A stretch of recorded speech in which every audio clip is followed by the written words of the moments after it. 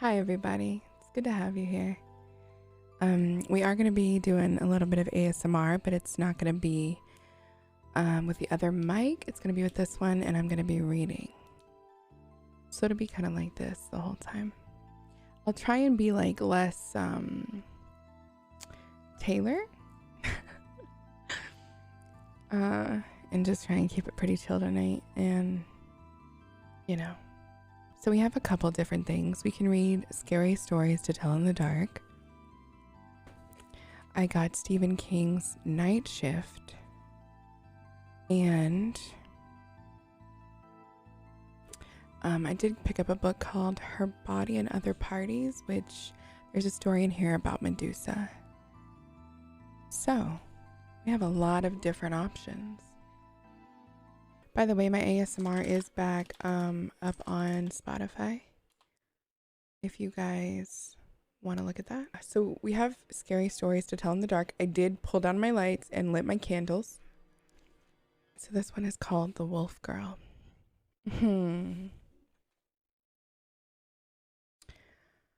Travel northwest into the desert from Del Rio, Texas, and eventually you will come to Devil's River. In the 1830s, a trapper named John Dent and his wife Molly settled where Dry Creek runs into Devil's River. Dent was after beaver, which were plentiful there. He and Molly built a cabin from brush, and near it they put up an arbor to give them shade. Molly Dent became pregnant. When she was ready to have their child, John Dent raced on horseback to their nearest neighbors, several miles away. "My wife is having a baby," he said to the man and his wife. "Can you help us?" They agreed to come at once. As they got ready to leave, a violent storm came up and a bolt of lightning struck and killed John Dent. Oh my God. The man and his wife managed to find his cabin, but did not arrive until the next day. By then, Molly Dent was dead too. I'm trying not to Taylorify this. I'm really trying to be like ASMR. It looked as if she had given birth before she died, but the neighbors could not find the baby. Since there were wolf tracks all around, they decided the wolves had eaten it. They buried Molly Dent and left. A number of years after she died, people began to tell a strange tale. Some swore it was a true story. Others said it never could have happened. The story begins in a small settlement a dozen miles from Molly Dent's grave. Early one morning, a pack of wolves raced in from the desert and killed some goats. Such attacks were not unusual in those days, but a boy thought he saw a naked young girl with long blonde hair running with the wolves. A year or two later, a woman came upon some wolves eating a goat they had just killed. Eating the goat with them, she claimed, was a naked young girl with long blonde hair. When the wolves and the girl saw her, they fled. The woman said that at first the girl ran on all fours. Then she stood up and ran like a human, swiftly as the wolves. People started wondering if this wolf girl was Molly Dent's daughter. Had a mother wolf carried her off the day she was born and raised her with her pups? If so, by now she would be 10 or 11 years old. As the story is told, some men began to look for the girl. They searched along the riverbanks and in the desert and its canyons. And one day, it is said, they found her, walking in a canyon with a wolf at her side. When the wolf ran off, the girl hid in an opening in one of the canyon walls. When the men tried to capture her, she fought back, biting and scratching like an enraged animal. When they finally subdued her, she began screaming like a frightened young girl and howling like a frightened young wolf. Her captors bound her with rope, put her across a horse, and took her to a small ranch house in the desert. They would turn her over to the sheriff the next day, they decided. They placed her in an empty room and untied her. Terror-stricken, she hid in the shadows. They left her and locked the door. Soon she was screaming and howling again. The men thought that they would go mad listening to her, but at last she stopped. When night fell, wolves began howling in the distance. Oh, I just want to show you the picture. Ew. Girl. When night fell, wolves began howling in the distance. People say that each time they stopped, the girl howled in reply. As the story goes, the cries of wolves came from every direction and got closer and closer. Suddenly, as if a signal had been given, wolves attacked the horses and other livestock. The men rushed into the darkness, firing their guns. High up in the wall, in the room where they had left the girl, was a small window. A plank was nailed across it. She pulled the plank off, crawled through the window, and disappeared.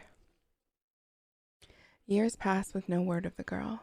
Then one day, some men on horseback came around a bend in the Rio Grande not far from Devil's River. They claimed they saw a young woman with long blonde hair feeding two wolf pups. When she saw the men, she snatched up the pups and ran into the brush. They rode after her, but she quickly left them behind. They searched and searched, but found no trace of her. That is the last we know of the wolf girl. And it is there, in the desert, near the Rio Grande, that this story ends. Shall we read this one?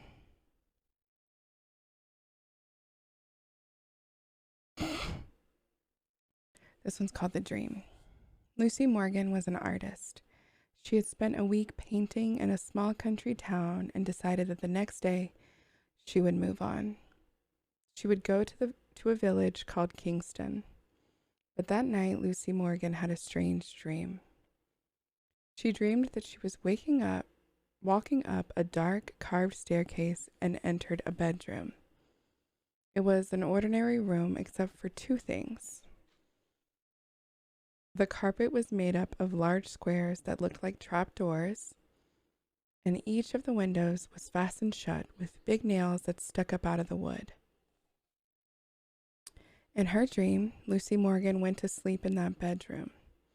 During the night, a woman with a pale face and black eyes and long black hair came into the room. She leaned over the bed and whispered, "This is an evil place. Flee while you can." When the woman touched her arm to hurry her along, Lucy Morgan awakened from her dream with a shriek. She lay awake the rest of the night trembling. I would be gone.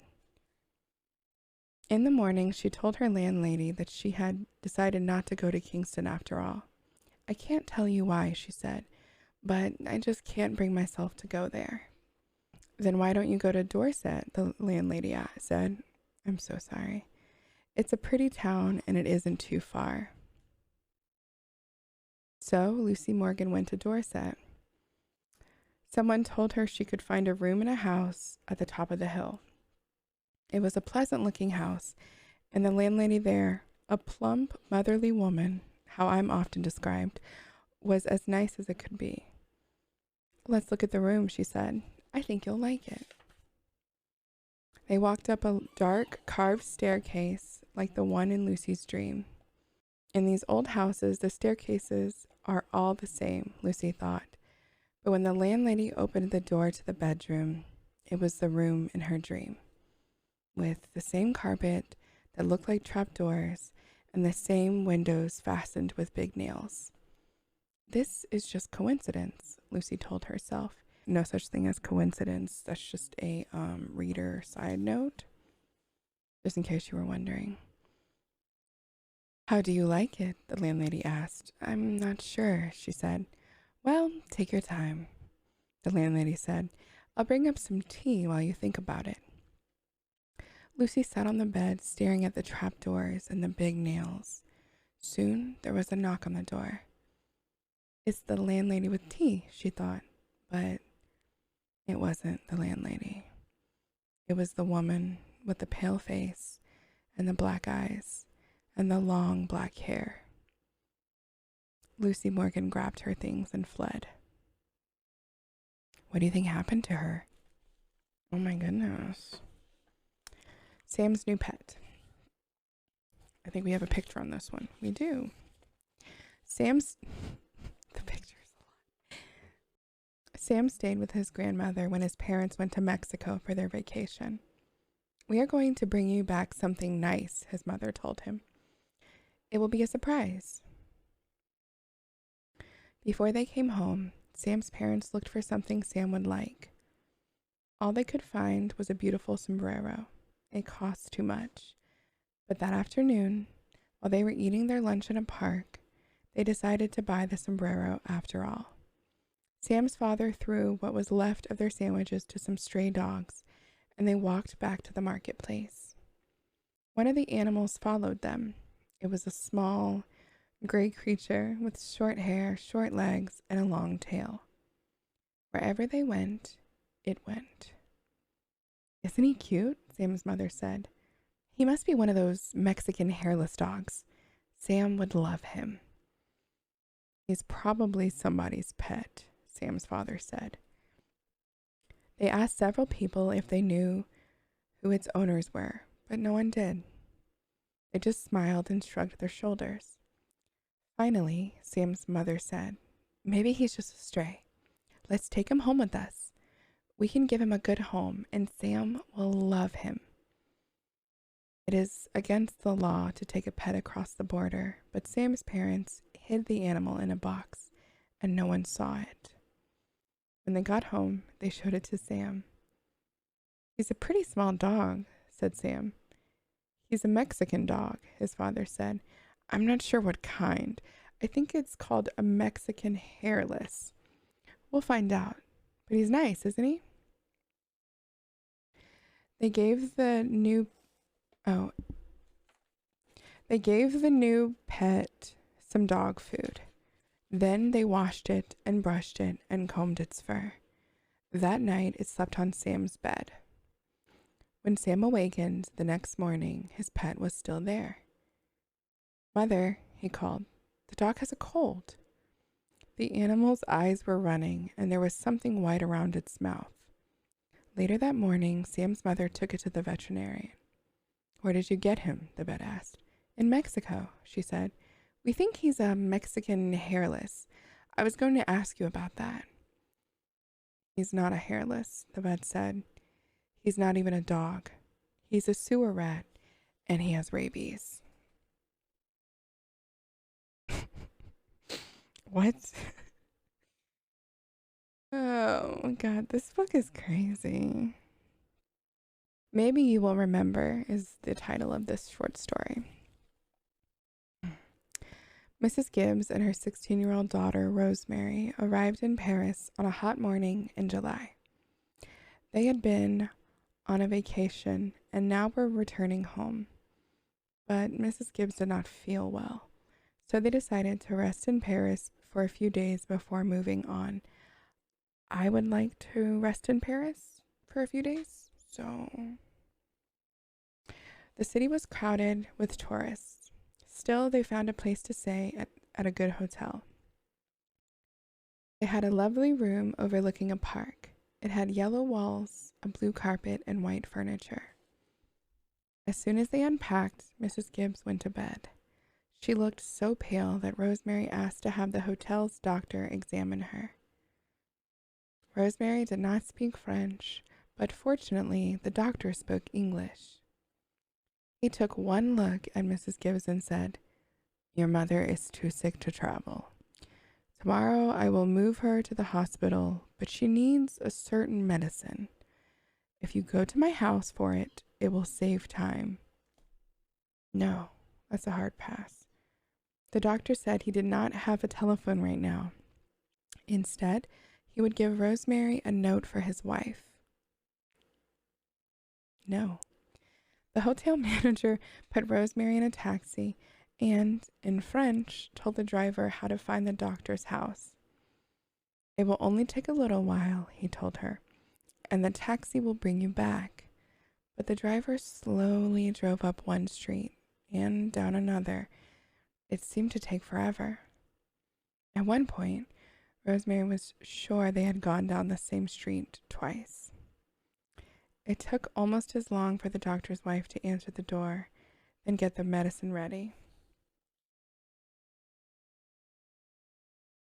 As Rosemary sat on the bench in an empty waiting room, she kept thinking, why can't you hurry? Please hurry. Then she heard a telephone ring somewhere in the house, but the doctor had told her he didn't have a telephone right now. What's going on? They drove back as slowly as they had come, crawling up one street and down another. Rosemary sat in the back seat filled with dread, her mother's medicine clutched in her hand.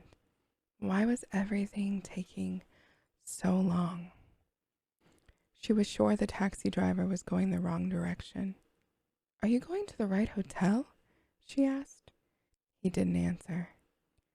She asked again, but still he did not reply. When he stopped for a traffic light, she threw open the door and ran from the cab. She stopped a woman on the street. The woman did not speak English, but she knew someone who did. Rosemary was right. They had been driving in the wrong direction. When she finally got back to the hotel, it was early evening. She went up to the desk clerk who had given them their room. I'm Rosemary Gibbs, she said. My mother and I are in room 505. May I please have the key? The clerk looked at her closely. You must be mistaken, he said. There is another guest in that room. Are you sure you're in the right hotel? He turned to help someone else. She waited until he was finished. You gave us that room yourself when we arrived this morning, she said. How could you forget? He stared at her as if she had lost her mind. You must be mistaken, he said. I have never seen you before. Are you sure you're in the right hotel? She asked to see the registration card they had filled out when they arrived. It's June and Rosemary Gibbs, she said. The clerk looked in the file. We have no card for you, he said. You must be in the wrong hotel. The hotel doctor will know me, Rosemary replied. He examined my mother when we arrived. He sent me for medicine she needs. I want to see him. The doctor came downstairs. Here is the medicine for my mother, Rosemary said, holding it out to him. Your wife gave it to me. I have never seen you before, he said. You must be in the wrong hotel. She asked for the hotel manager who had put her in the taxi. Surely he would remember her. You must be in the wrong hotel, he said. Let me give you a room where you can rest. Then maybe you will remember where you and your mother are staying. I want to see our room, Rosemary said, raising her voice. It's room 505. But it was nothing like the room she had remembered. It had a double bed, not twin beds. The furniture was black, not white. The carpet was green, not blue. There was someone else's clothing in the closet. The room she knew had vanished, and so had her mother. This is not the room, she said. Where is my mother? What have you done with her? You are in the wrong hotel, the manager said patiently, as if he was speaking to a young child. Rosemary asked to see the police. My mother, our things, the room, they've all disappeared, she told them. Are you sure you're in the right hotel? They asked. She went to her embassy for help. Are you sure it's the right hotel? They asked. Rosemary thought she was losing her mind. Why don't you rest for a while? They said. Then maybe you'll remember. But Rosemary's problem was not her memory. It was what she did not know. And it says, see page 102. So I guess it's a continuation at the end. So let's look at it. What do you think happened? 102. What happened to Rosemary's mother? When the hotel doctor saw Mrs. Gibbs, he knew at once that she was about to die. She had a form of the plague, a dread disease that killed quickly and caused frightening epidemics. Ooh, this is a lot right now. If the word got out that a woman had died of the plague in the heart of Paris, there would be panic. People in the hotel and elsewhere would rush to escape. The doctor knew what the hotel's owners expected.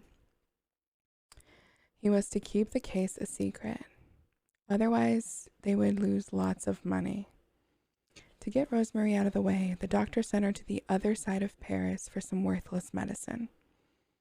As he expected, Mrs. Gibbs died soon after she left. Her body was smuggled out of the hotel to a cemetery where it was buried. A team of workmen quickly repainted the room and replaced everything in it. I hope they got paid a lot. The desk clerks were ordered to tell Rosemary that she was in the wrong hotel. When she insisted on seeing her room, it had become a different place, and of course, her mother had vanished. All those involved were warned that they would lose their jobs if they gave away the secret. To avoid panic in the city, the police and the newspapers agreed to say nothing of the death. No police reports were filed. No news stories appeared. It was as if Rosemary's mother and her room had never existed. This one's called The Babysitter, and I'm picking it solely based off of this image. It's not very long, but it was 9 o'clock in the evening. Everybody was sitting on the couch in front of the TV. There were Richard, Brian, Jenny, and Doreen, the babysitter. The telephone rang.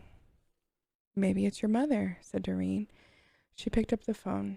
Before she could say a word, a man laughed hysterically and hung up. "Who was it?" asked Richard. "Some nut," said Doreen. "What did I miss?" At 9:30, the telephone rang again. Doreen answered it. It was the man who had called before. "I'll be there soon," he said, and he laughed and hung up. "Who was it?" the children asked. "Some crazy person," she said. About 10 o'clock, the telephone rang again. Jenny got to it first. "Hello," she said. It was the same man. "One more hour," he said, and he laughed and he hung up. He said 1 more hour. What did he mean? Asked Jenny. "Don't worry," said Doreen. "It's somebody fooling around." "I'm scared," said Jenny. About 10:30, the telephone rang once more. When Doreen picked it up, the man said, "Pretty soon now," and he laughed. "Why are you doing this?" Doreen screamed, and he hung up. "Was it that guy again?" asked Brian. "Yes," she said. "I'm going to call the operator and complain." "Call the operator?" Do you remember that? The operator told her to call back if it happened again, and she would try to trace the call. At 11 o'clock, the telephone rang again. Doreen answered it. "Very soon now," the man said, and he laughed, and he hung up. Doreen called the operator. Almost at once, she called back. "That person is calling from a telephone upstairs." "Whoo, I got chills." "Ah!" "You'd better leave. I'll get the police." Oh my God, I have chills everywhere. Just then, a door upstairs opened. A man they had never seen before started down the stairs towards them. As they ran from the house, he was smiling in a very strange way. A few minutes later, the police found him there and arrested him. I have chills all over my body. Woo! What a... You better leave. I'll get the police. Ooh! I don't like that one. This one's called High Beams, and it's about a car.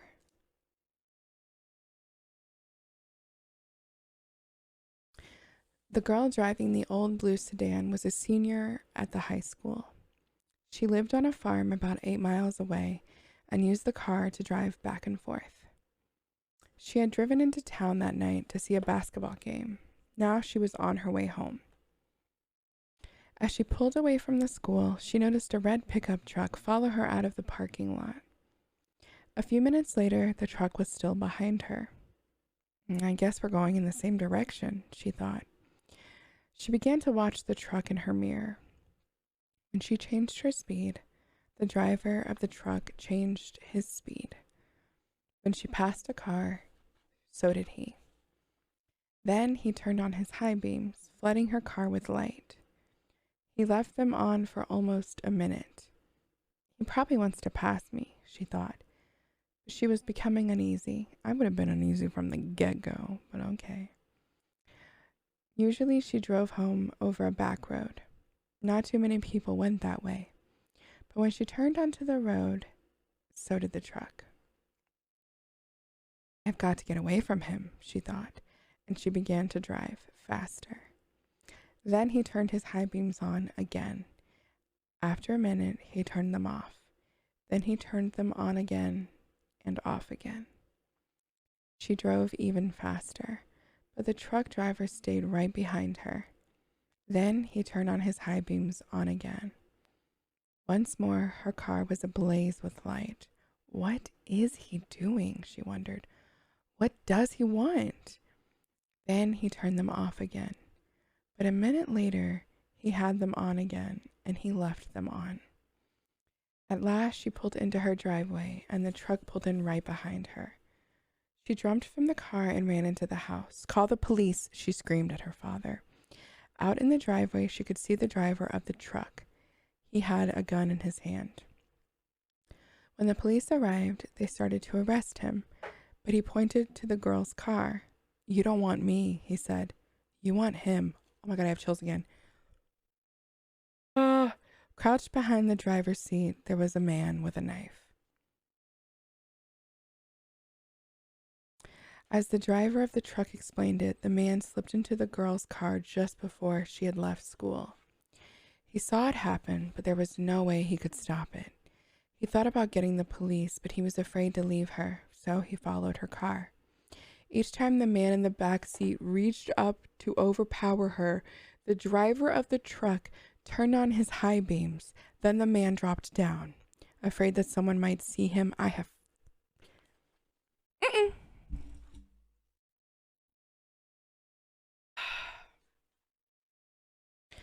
Okay, so this one's called The Haunted House.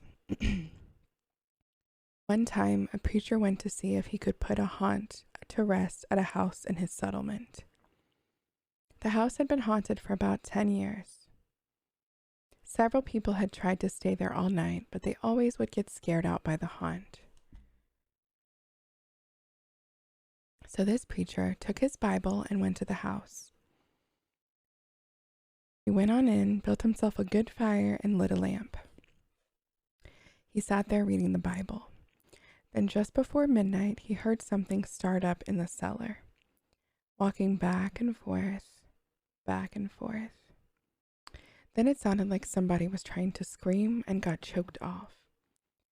Then there was a lot of thrashing around and struggling, and finally, everything got quiet.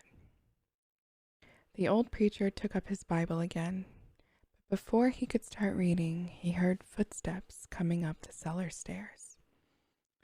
He sat watching the door to the cellar, and the footsteps kept coming closer and closer. He saw the doorknob turn, and when the door began to open, he jumped up and hollered, "What do you want?" The door shut back, easy-like, and there wasn't a sound. The preacher was trembling a little, but he finally opened the Bible and read a while. Then he got up and laid the book on the chair and went to mending the fire. Then the haunt started walking again, and step, step, step up the cellar stairs. The old preacher sat watching the door, saw the doorknob turn, and the door open. It looked like a young woman. He backed up, said, "Who are you? What do you want?"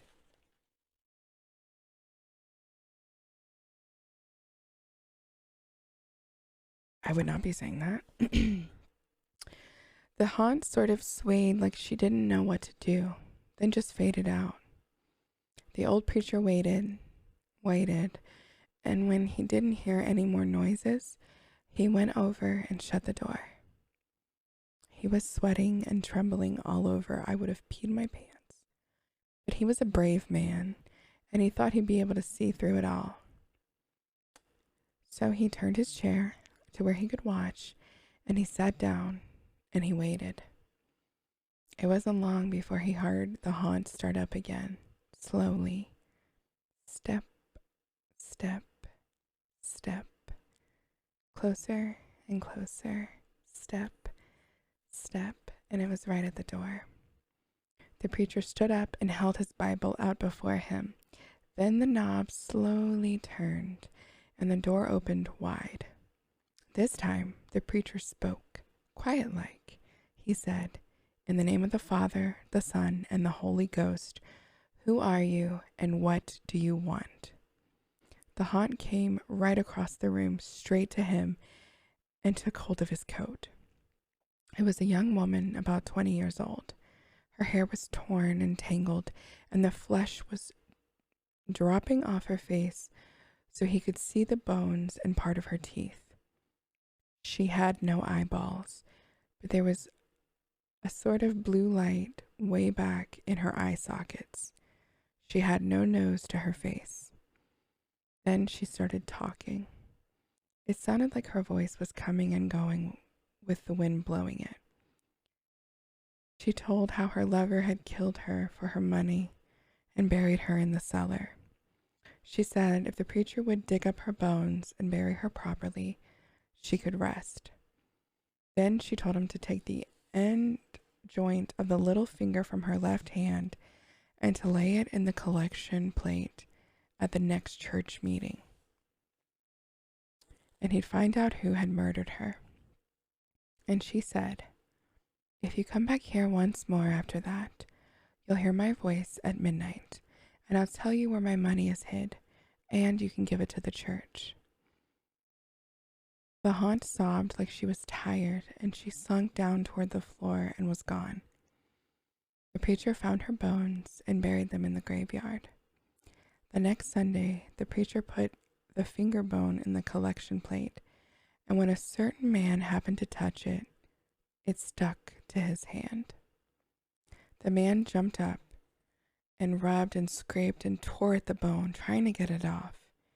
Then he went to screaming like he was going crazy. Well, he confessed to the murder, and they took him to jail.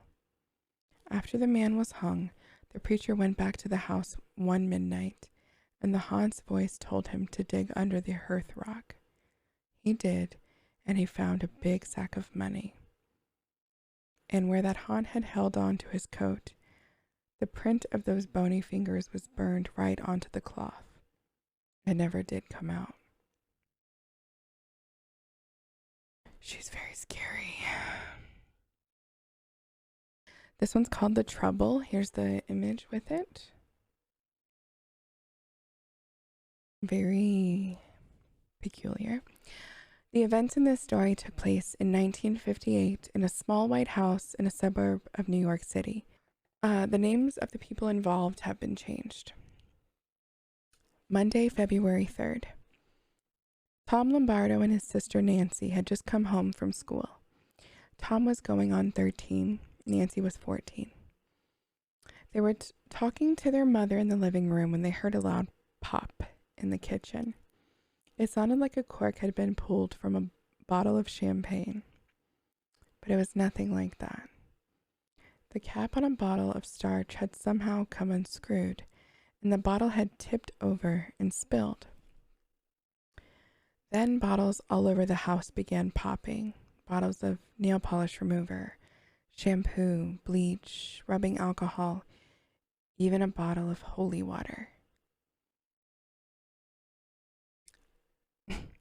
Each had a screw cap that took 2 or 3 full turns to open, but each had opened by itself without any human help, then had fallen over and spilled. "What is going on here?" Miss Lombardo asked. Nobody knew, but the popping soon stopped and everything went back to normal. "I'm sorry, but if a bottle of holy water opens and spills, things are not going to go back to normal. Okay? Let's just make sure we know that."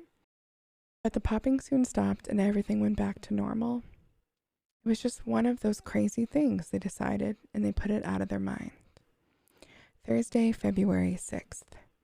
Just after Tom and Nancy got home from school, 6 more bottles popped their caps. The next day, at the same time, another 6 did. Sunday, February 9th. At 11 o'clock that morning, Tom was in the bathroom brushing his teeth. His father was standing in the doorway talking to him. All of a sudden, a bottle of medicine began moving across the vanity by itself and fell into the sink. At the same time, a bottle of shampoo moved to the edge of the vanity and crashed to the floor. They watched, spellbound. "I'd better call the police," Mr. Lombardi said. What the fuck are the police gonna... Oh my god. "I'd better call the police," Mr. Lombardi said. That afternoon, a patrolman interviewed the family as bottles popped in the bathroom. The police assigned a detective named Joseph Briggs to the case. Detective Briggs was a practical man. When something moved, he believed that a human or an animal had moved it, or that it moved because of a vibration, or the wind, or some other natural cause. He did not believe in ghosts. When the Lombardos said they had nothing to do with what was going on, he thought that at least one of them was lying. He wanted to examine the house. Then he wanted to talk to some experts and find out what they thought. Tuesday, February 11th. The bottle of holy water that had spilled open a week before opened a second time and spilled. 2 days later, it spilled again. Get out. Saturday, February 15th. Tom, Nancy, and a relative were watching TV in the living room when a small porcelain statue rose up from the table. It flew 3 feet through the air, then fell to the rug. Monday, February 17th. A priest blessed the Lombardo's house to protect it against whatever was causing the trouble. Thursday, February 20th. While Tom was doing his homework at the end of the dining room table, a sugar bowl at the other end flew into the hall and crashed. Detective Briggs saw it happen. Later, a bottle of ink on the table flew into a wall and broke, spattering in all directions. Then another porcelain statue took off. It traveled 12 feet and smashed into a desk. Friday, February 21st. To get some peace, the Lombardos went to a relative's house for the weekend. While they were gone, everything at home was normal. February 23rd. When the Lombardos returned, another sugar bowl took off. It flew into a wall and smashed to smithereens. Oh my god, smithereens? Later, a heavy bureau in Tom's room toppled over. But no one was in the room when it happened. Monday, February 24th. By now, Detective Briggs had talked to an engineer, a chemist, a physicist, and others. Some thought that vibrations in the house were causing the trouble. These could come from underground water, they said, or from high-frequency radio waves, or from sonic booms caused by airplanes.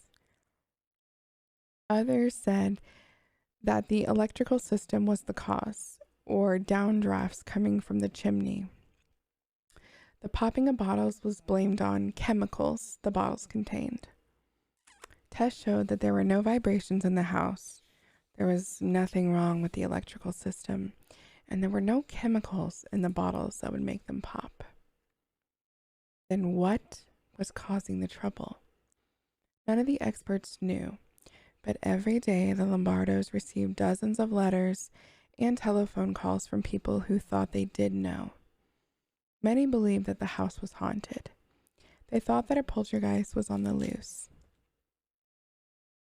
Here's the image. This story's weird. Why would you not just get the fuck out? They thought that a poltergeist was on the loose. the noisy ghost that is blamed when all things move around on their own. No one has proved that poltergeists exist, but people everywhere have told stories about them for hundreds of years, and what they have told was not too different from what is happening to the Lombardos. Detective Briggs did not, of course, believe in poltergeists. He had begun to believe that Tom Lombardo might be to blame. Whenever something happened, Tom was usually in the room or nearby. When he accused Tom of causing the trouble, the boy denied it. "I don't know what's going on," he said. "All I know is that it scares me." People said that Detective Briggs was a tough cop who would turn in his mother if she did something wrong. But he believed Tom. Only now he didn't know what to think. Tuesday, February 25th. A newspaper reporter came to the house to interview the family. Afterward, he sat in the living room by himself, hoping that something would happen that he could describe in his story. Tom's room was just across the hall from where the reporter sat. The boy had gone to bed, but he had left his door open. Suddenly, a globe of the world flew out of the darkened room and smashed into a wall. The reporter dashed into the bedroom and turned on the light. Tom was sitting in bed, blinking, as if he had just been awakened from a sound sleep. "What was that?" he asked. "Oh my God, who is it? I need to know what's happening. How many more pages do we have?" "Oh my God, we have so many more pages. Hold on. Well, like 2.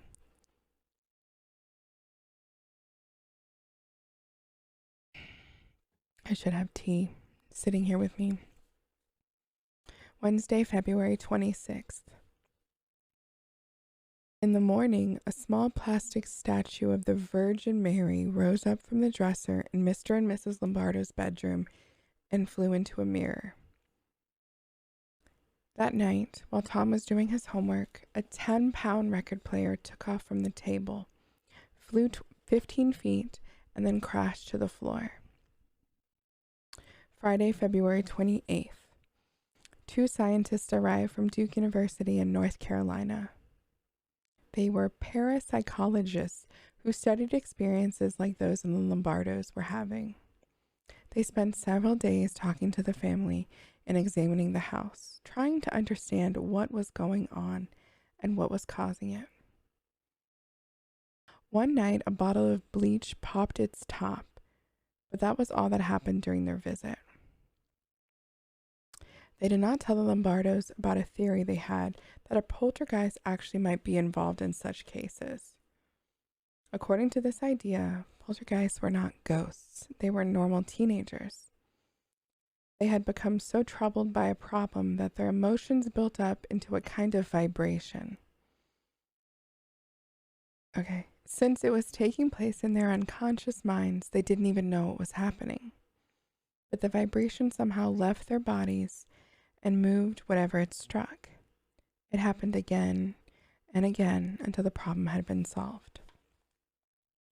Scientists had given this strange power a name. They called it psychokinesis, the ability to move objects with mental power, or mind over matter. No one knew if this really could happen or how to prove it, yet most reports of poltergeists did involve families with teenage children. Oh my God, I'm about to have a teenager. And there were 2 teenagers in the Lombardo family. Monday, March 5th. The parapsychologists said that they would prepare a report on what they had learned. The day after they left, the trouble returned with a vengeance. Tuesday, March 4th. In the afternoon, a bowl of flowers flew off the dining room table and smashed into a cupboard. Then a bottle of bleach jumped out of the cupboard box and popped its top. Then a bookcase filled with encyclopedias fell over and wedged itself between a radiator and a wall. Then a flashlight bulb on the table rose up and hit a wall 12 feet away. Finally, 4 knocks were heard coming from the kitchen when nobody was in that room. What do you think is happening? Wednesday, March 5th. While Miss Lombardo was making breakfast, she heard a loud crash in the living room. The coffee table had turned over by itself. But that was the end of it. After a month of chaos, everything returned to normal. I need to know what happened. They're not going to tell me what happened. In August, the two parapsychologists gave their report. They decided that the Lombardos had not made up the story, nor had they imagined it. Their trouble had been real, but what had caused it? They said no pranks or tricks were involved, nor was any magic. As the police had done, they also ruled out vibrations from underground water and other physical causes. The only explanation they could not rule out was the possibility that a teenage poltergeist had been at work, moving objects with mental power. They did not have enough evidence to prove it, but it was the only answer they had. If it was a poltergeist, they thought it was Tom. If they were right, if a normal boy like Tom had been a poltergeist, this also might happen to other teenagers. It might even happen to you. I'm very much not a teenager anymore, so we're good. This one's called Cold as Clay. The image is this one. A farmer had a daughter for whom he cared more than anything on earth. She fell in love with a farmhand named Jim, but the farmer did not think Jim was good enough for his daughter. To keep them apart, he sent her to live with her uncle on the other side of the country. Soon after she left, Jim got sick, and he wasted away and died. Everyone said he died of a broken heart. You can't die from that, by the way. The farmer felt so guilty about Jim's death, he could not tell his daughter what had happened. She continued to think about Jim and the life they might have together. One night, many weeks later, there was a knock on her uncle's door. When the girl opened the door, Jim was standing there. "Your father asked me to get you," he said. "I came on his best horse." "Is there anything wrong?" she asked. "I don't know," he said. She packed a few things and they left. She rode behind him, clinging to his waist. Soon he complained of a headache. "It aches something terrible," he told her. She put her hand on his forehead. "Why, you are cold as clay," she said. "I hope you are not ill." And she wrapped her handkerchief around his head. They traveled so swiftly that in a few hours they reached the farm. The girl quickly dismounted and knocked on the door. Her father was startled to see her. "Didn't you send for me?" she asked. "No, I didn't," he said. She turned to Jim, but he was gone, and so was the horse. They went to the stable to look for them. The horse was there. It was covered with sweat and trembling with fear, but there was no sign of Jim. Terrified, her father told her the truth about Jim's death. Then quickly he went to see Jim's parents. They decided to open his grave. The corpse was in its coffin, but around its head they found the girl's handkerchief. I don't like it. Just delicious. This is a good one. George Flint loved to eat. Oh my God, me. Each day at noon, he closed his camera shop for 2 hours and went home for a big lunch his wife Mina cooked for him. George was a bully, and Mina was a timid woman who did everything he asked because she was afraid of him. Fuck George, dude. On his way home for lunch one day, George stopped at the butcher shop and bought a pound of liver. He loved liver. He would have Mina cook it for dinner that night. Despite all his complaints about her, she was a very good cook. While George ate his lunch, Mina told him that a rich old woman in town had died. Her body was in the church next door. It was an open coffin. Anyone who wanted to see her could. I know exactly where this is going. As usual, George was not interested in what Mina had to say. I've got to go back to work, he told her. After he left, Mina began to cook the liver. She added vegetables and spices and simmered it all afternoon, just the way George liked it. When she thought it was done, she cut off a small piece and tasted it. It was delicious, the best she had ever made. She ate a second piece, then a third. It was so good she could not stop eating it. It was only when the liver was all gone that she thought of George. He would be coming home soon. What would he do when he found out that she had eaten all of the liver? Some men would laugh, but not George. He would be angry and mean, and she did not want to face that again. But where could she get another piece of liver that late in the day? Then she remembered the old lady lying in the church next door, waiting to be buried. George said he had never had a better dinner. Have some liver, Mina, he said. It's just delicious. I'm not hungry, she said. You finish it. That night, after George had fallen asleep, Mina sat in bed trying to read. But all she could think about was what she had done. Then she thought she heard a woman's voice.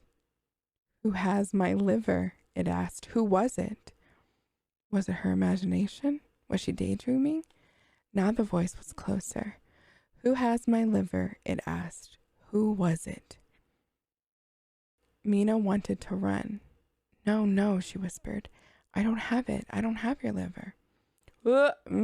Just reading scary things freaks me out.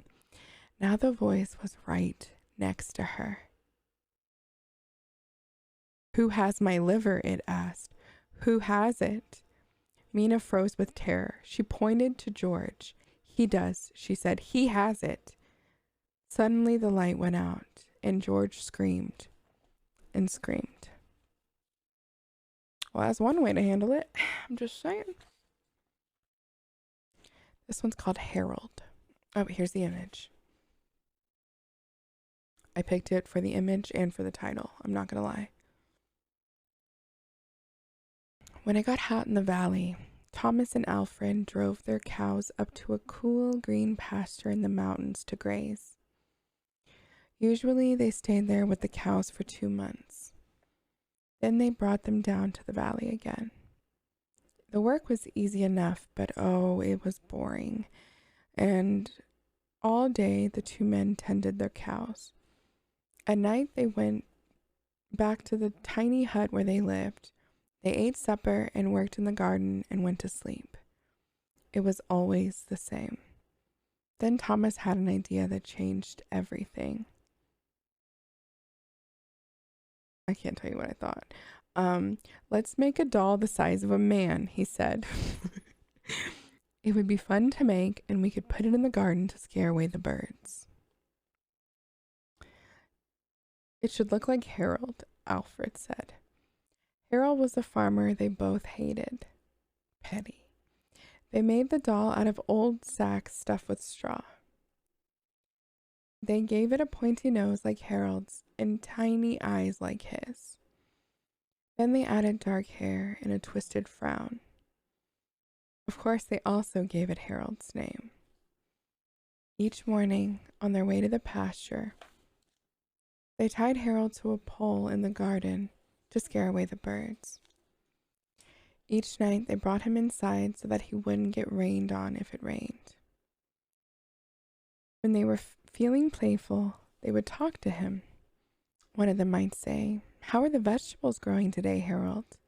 Then the other, making believe he was Harold, would answer in a crazy voice, "Very slowly." They both would laugh, but not Harold. Whenever something went wrong, they took it out on Harold. They would curse at him, even kick him or punch him. Sometimes one of them would take the food they were eating, which they were both sick of, and smear it on the doll's face. "How do you like that stew, Harold?" he would ask. "Well, you'd better eat it or else." Then the 2 men would howl with laughter. One night, after Thomas had wiped Harold's face with food, Harold grunted. "Did you hear that?" Alfred asked. "It was Harold," Thomas said. I was watching him when it happened. I can't believe it." "How could he grunt?" Alfred asked. "He's just a sack of straw. It's not possible." "Let's throw him in the fire," said Thomas, "and that will be that." "Let's not do anything stupid," Alfred said. I mean, that would make sense. "We don't know what's going on. When we move the cows down, we'll leave him behind. For now, let's just keep an eye on him."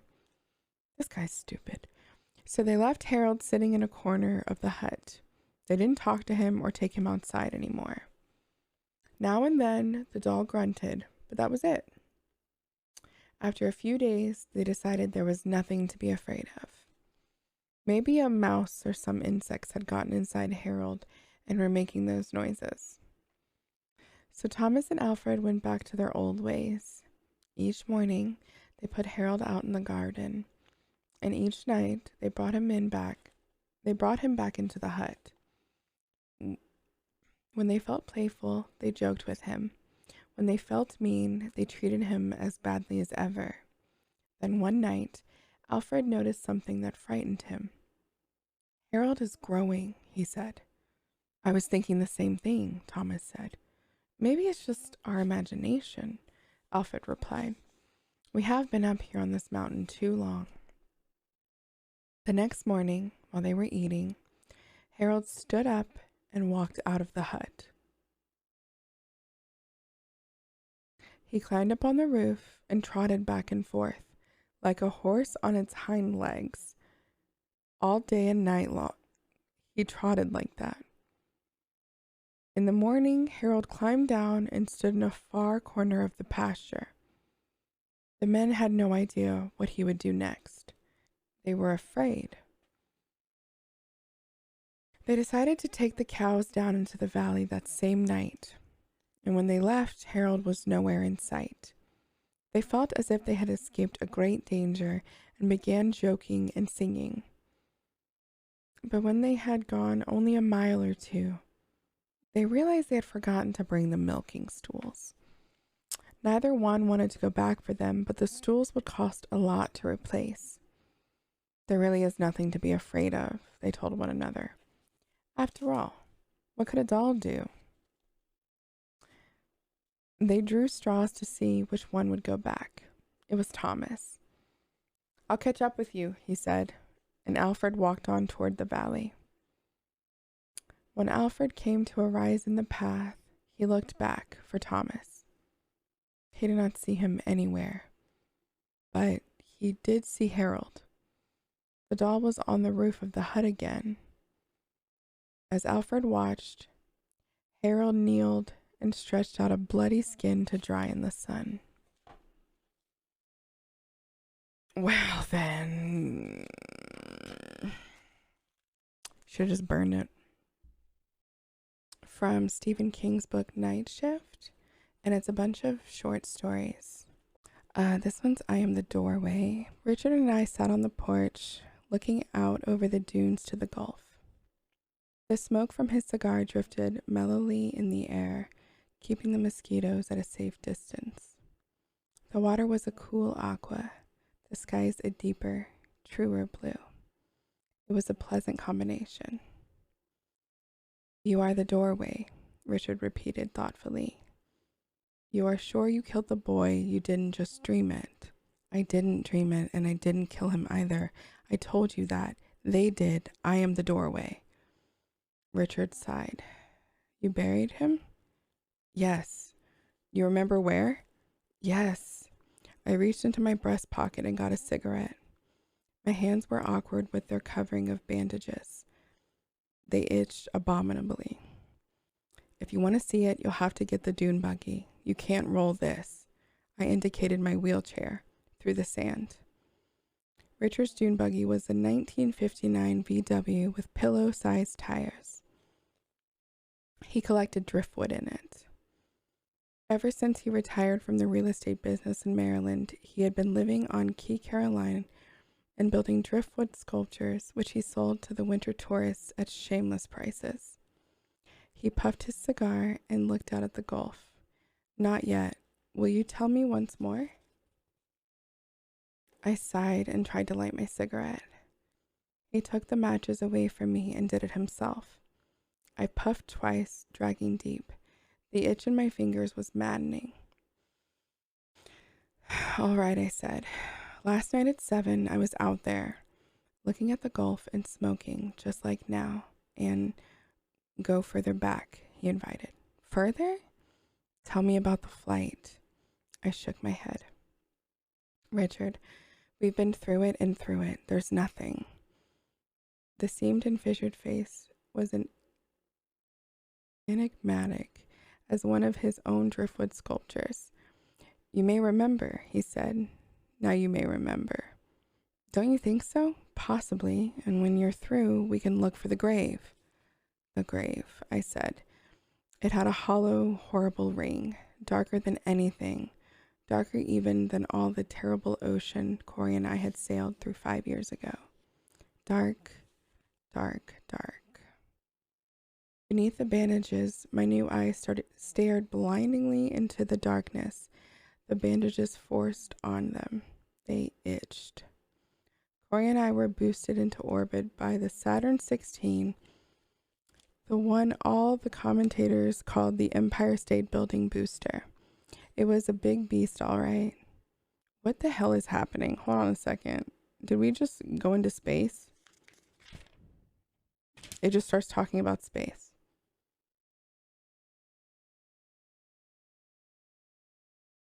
Hold on. I know that I'm on Meta, but like it's literally talking about space. I'm boosted into orbit by the Saturn 16.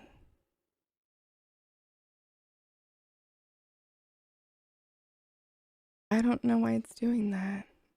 We did, but it's like right here. I'm gonna read the next paragraph. I just want to show you what I'm talking about.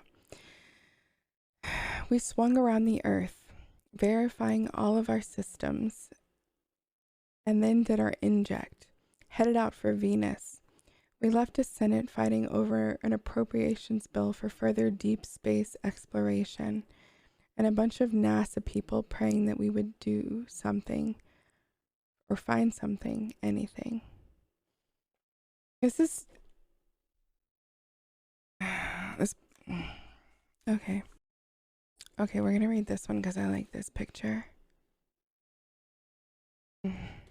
It's called Wait Till Martin Comes. An old man was out for a walk. When a storm came up, he looked for a place to take shelter. Soon he came to an old house. He ran up on the porch and knocked on the door, but nobody answered. By now, rain was pouring down and thunder was booming and lightning was flashing. So he tried the door. When he found it was unlocked, he went inside. Except for a pile of wooden boxes, the house was empty. He broke up some of the boxes and made a fire with them.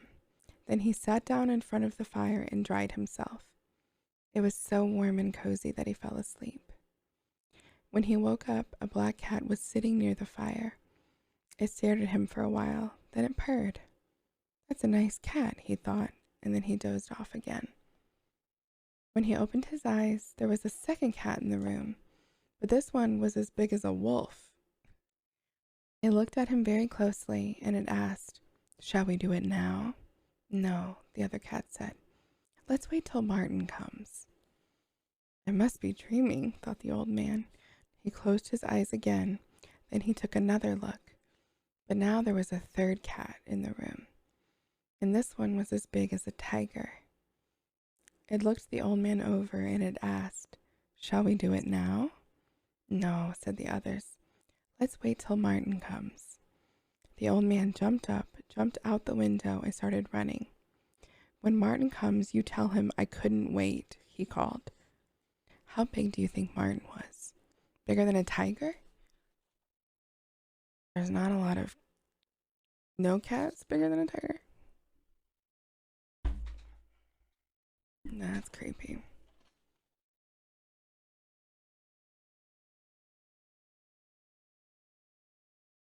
This one's called One Sunday Morning.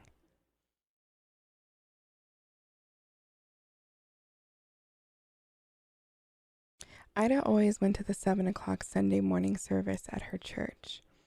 Usually she heard the clanging of the church bells while she was eating breakfast, but this morning she heard them while she was still in bed. That means I'm late, she thought. Ida jumped out of bed, quickly dressed, and left without eating or looking at the clock. It was still dark outside, but it usually was dark at this time of year. Ida was the only one on the street. The only sound she heard was the clatter of her shoes on the pavement. Everybody must already be in church, she thought. Ida took a shortcut through the cemetery. Then she quietly slipped into the church and found a seat. The service had already begun. When she caught her breath, Ida looked around. The church was filled with people she had never seen before, but the woman next to her did look familiar. Ida smiled at her. It's Josephine Kerr, she thought, but she's dead. She died a month ago. Suddenly, Ida felt uneasy. She looked around again. As her eyes began to adjust to the dim light, Ida saw some skeletons in suits and dresses. This is a service for the dead, Ida thought. Everybody here is dead, except me. Ida noticed that some of them were staring at her. They looked angry, as if she had no business there. Josephine Kerr leaned toward her and whispered, "Leave right after the benediction, if you care for your life." When the service came to an end, the minister gave his blessing. "The Lord bless you and keep you," he said. "The Lord make his face to shine upon you." Ida grabbed her coat and walked toward the door. When she heard footsteps behind her, she glanced back. Several of the dead were coming toward her. Others were getting up to join them. "The Lord lift up his countenance to you," the minister went on. Ida was so frightened she began to run. Out the door she ran, with a pack of shrieking ghosts at her heels. "Get out," one of them screamed. Another shouted, "You don't belong here," and ripped her coat away. As Ida ran through the cemetery, a third grabbed the hat from her head. "Don't come back," it screamed, and shook its arm at her. By the time Ida reached the street, the sun was rising, and all the dead had disappeared. Did this really happen? Ida asked herself, or have I been dreaming? That afternoon, one of Ida's friends brought over her coat and hat, or what was left of them. They had been found in the cemetery, torn to shreds. This one's called Such Things Happen. Yeah, I have two pictures.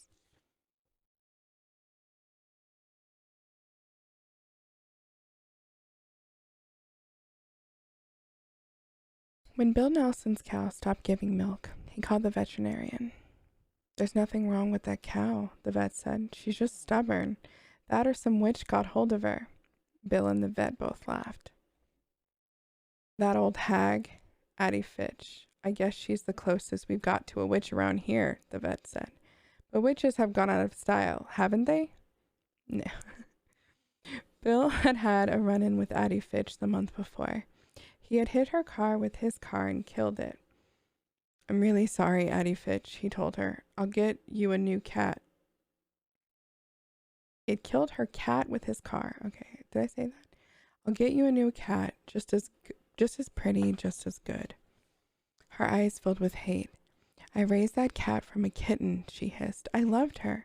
You'll be sorry for this, Bill Nelson." Bill sent her a new cat and heard nothing more. Then his cow stopped giving milk. Next, his old truck broke down, and after that, his wife fell and broke her arm. "We're having a lot of bad luck," he thought. Then he thought, maybe it is Addie Fitch just getting even. And then, hey, you don't believe in witches, you're just upset. But Bill's grandpa believed in witches. He had once told Bill that there was only one sure way to stop a witch from causing trouble. "You find a black walnut tree," he said, "and you draw her picture on it, and then you mark an X where the heart is, and you drive a nail into the X. Every day you drive it a little deeper. If she's causing the trouble," he said, "she'll feel pain. When she can't stand it anymore, she'll come to you or send somebody and try to borrow something. If you give her what she wants, that breaks the power of the nail, and she'll go on tormenting you. But if you don't, she'll have to stop or the pain will kill her. That's what his nice, gentle old grandpa believed. It's pure craziness, Bill thought. Of course, his grandpa didn't have much schooling. Bill had been to college. He knew better. Then Bill's dog, Joe, a perfectly healthy dog, dropped dead, just like that. It made Bill angry. Despite all of his schooling, he thought maybe it is Addie Fitch after all. He got a red crayon from his son's room and a hammer and a nail, and he went into the woods. He found a black walnut tree and drew a picture of Addie Fitch on it. He made an X where her heart was, like his grandpa had said to do. With the hammer, he drove the nail a little way into the X, and then he went home. I feel like a fool, he told his wife. You should, she said. The next day, a boy named Timmy Logan came by. Addie Fitch isn't feeling well, he said. She wonders if she could borrow some sugar from you. Billy Nelson stared at Timmy in amazement. He took a deep breath. Tell her I'm sorry, but I don't have any sugar right now, he said. When Timmy Logan left, Bill went back to the walnut tree and drove the nail in another inch. The next day, the boy came back. Addie Fitch is pretty sick, he said. She's wondering if you've got any sugar left yet. Tell her I'm sorry, Bill Nelson said, but I still don't have any. Bill went out into the woods and drove the nail in another inch. The following day, the boy was back. Addie Fitch is getting sicker, he said. She really needs some sugar. Tell her I still don't have any, Bill answered. Bill's wife was angry. You've got to stop this, she said. If this mumbo jumbo works, it's like murder. I'll stop when she does, he said. Toward dusk, he stood in the yard, staring at the ridge where the old lady lived, wondering what was going on up there. Then, in the half-darkness, he saw Addie Fitch coming slowly down the hill toward him. With her pitched, bony face, sorry, there's a picture here. That's why I was giggling. I was like,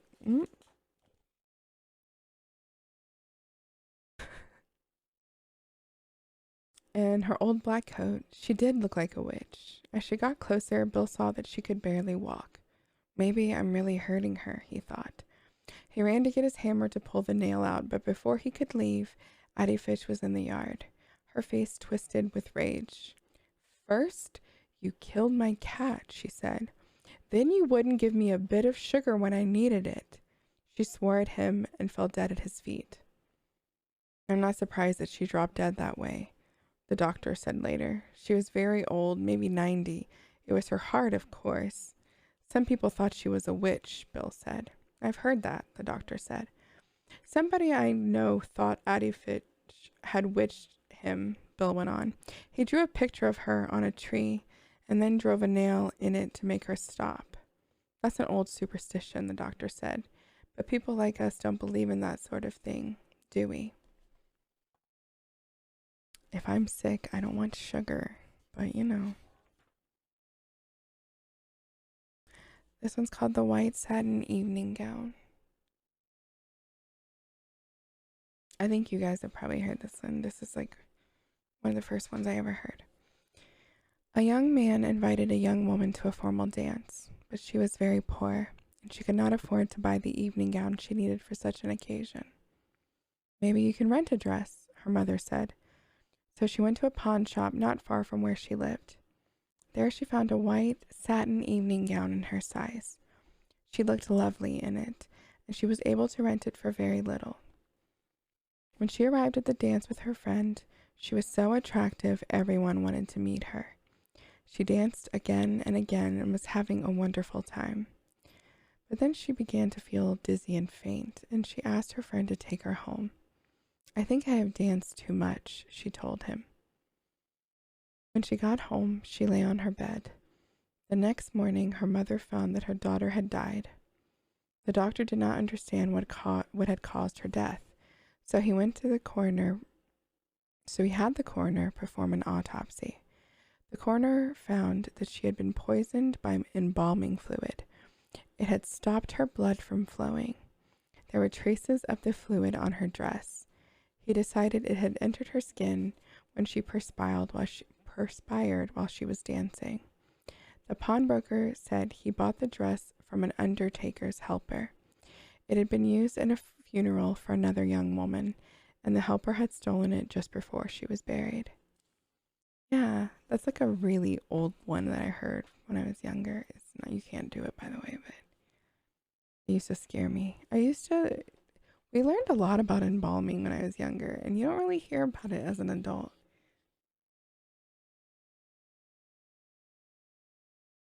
It's just not, I don't know. I don't want to live like that. Donald and Sarah went to the movies. Then they went for a ride in Donald's car. They parked up on a hill at the edge of town. From there, they could see the lights up and down the valley. Donald turned on the radio and found some music, but an announcer broke in with a news bulletin. A murderer had escaped from the state prison. He was armed with a knife and was headed down south on foot. His left hand was missing. In its place, he wore a hook. "Let's roll up the windows and lock the doors," said Sarah. "That's a good idea," said Donald. "That prison isn't too far away," said Sarah. "Maybe we should really go home." You think? You think that's something we should do? "But it's only 10 o'clock, said Donald. "I don't care what time it is," she said. "I want to go home." "Look, Sarah," said Donald. "He's not going to climb all the way up here. Why would he do that? Even if he did, all the doors are locked. How could he get in? Donald, he could take that hook and break through a window and open a door," she said. "I'm scared. I want to go home." Donald was annoyed. "Girls are always afraid of something," he said. As he started the car, Sarah thought she heard someone or something scratching at her door. "Did you hear that?" she asked as they roared away. "It sounded like somebody was trying to get in." "Oh, sure," said Donald. Soon they got to her house. "Would you like to come in and have some cocoa?" she asked. "No," he said. "I've got to go home." He went around to the other side of the car to let her out. Hanging on the door handle was a hook. I love you guys. I'll see you in Discord and stuff. Have a great night.